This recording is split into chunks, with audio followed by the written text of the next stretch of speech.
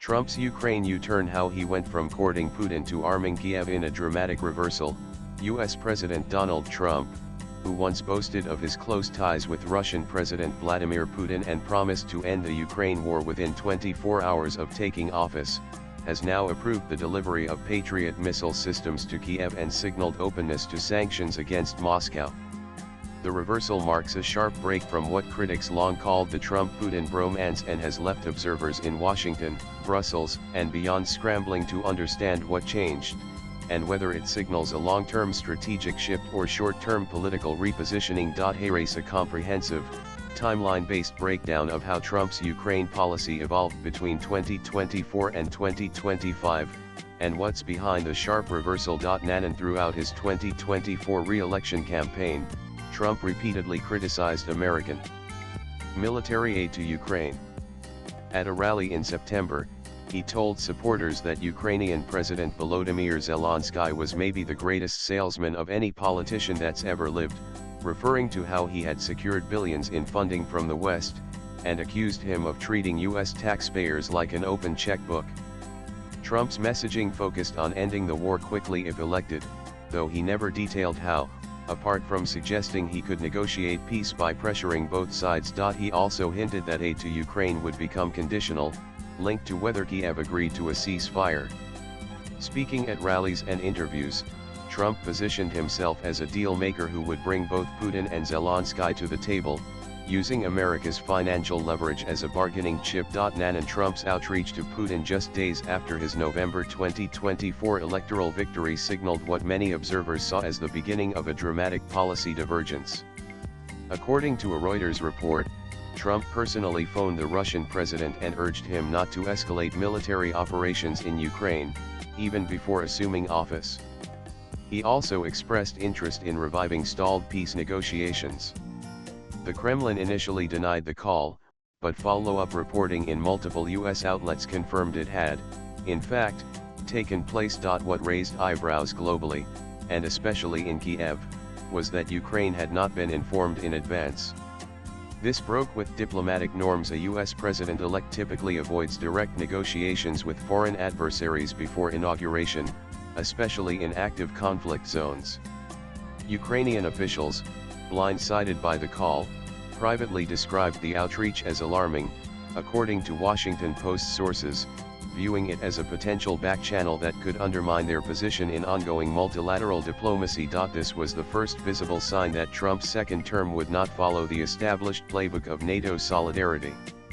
Instead, it appeared he was trying to revive his personal rapport with Putin, possibly as a shortcut to brokering what he had promised on the campaign trail: a quick end to the war. In December, Trump met Zelensky and French President Emmanuel Macron at the reopening of Notre Dame Cathedral in Paris. The meeting, while cordial, revealed clear fault lines. Zelensky reportedly urged Trump to commit to continued security assistance and warned that any push for premature peace without real security guarantees would embolden Moscow. Trump, on his part, reiterated that he wanted the war to end quickly and was open to negotiations, but stopped short of promising sustained U.S. support. He also floated the idea that if Putin didn't cooperate, Russia could face harsh economic consequences, including new tariffs. However, these threats were still seen as rhetorical at the time. On February 12, Trump held a 90-minute phone call with Russian President Vladimir Putin, one he later described on Truth Social as very productive, covering ending the Ukraine war, energy, the dollar, and other big subjects. Just 6 days later, Trump dispatched Senator Marco Rubio and National Security Advisor Mike Waltz to Riyadh, Saudi Arabia, for closed-door talks with Russian Foreign Minister Sergei Lavrov. The mission, according to U.S. officials, was to explore a possible ceasefire framework, without any direct Ukrainian or European participation. Though no agreement was reached, the intent was clear. Trump believed he could bypass traditional NATO channels and personally broker a deal with Putin.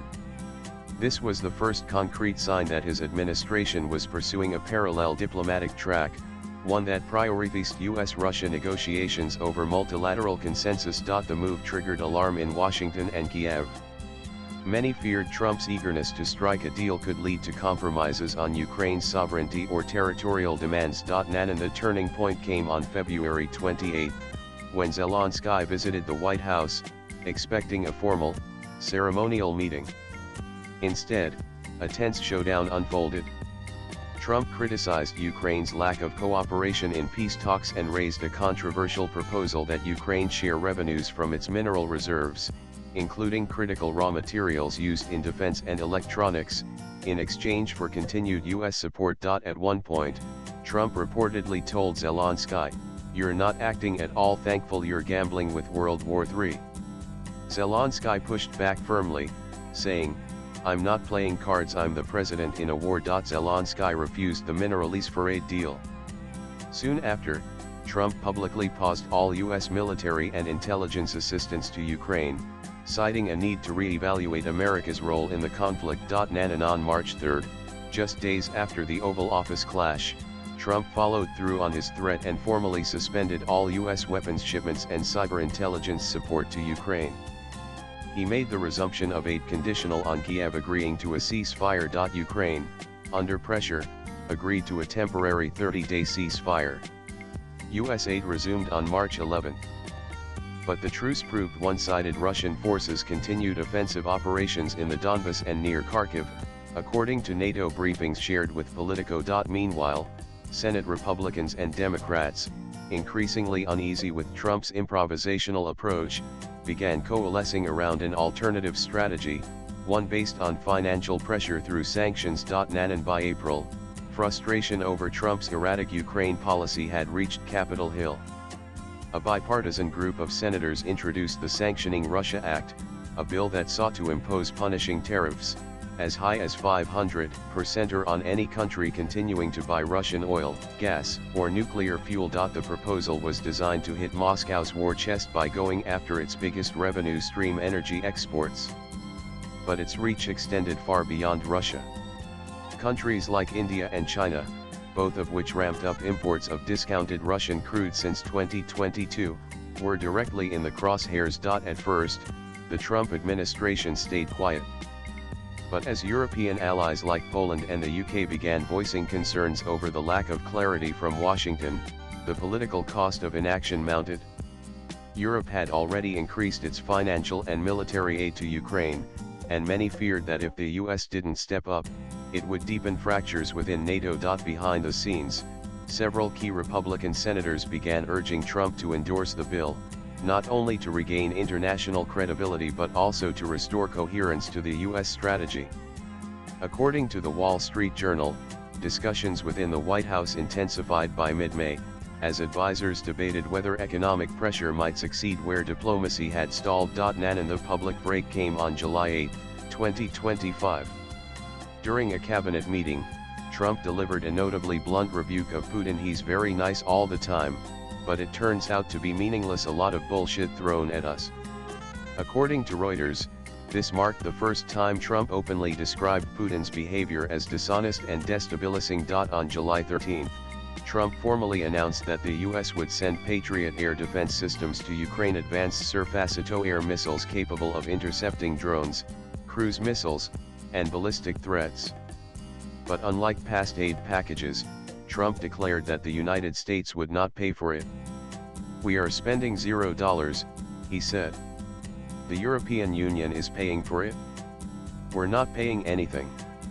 It'll be business for us." The EU has not yet responded to Trump's claim.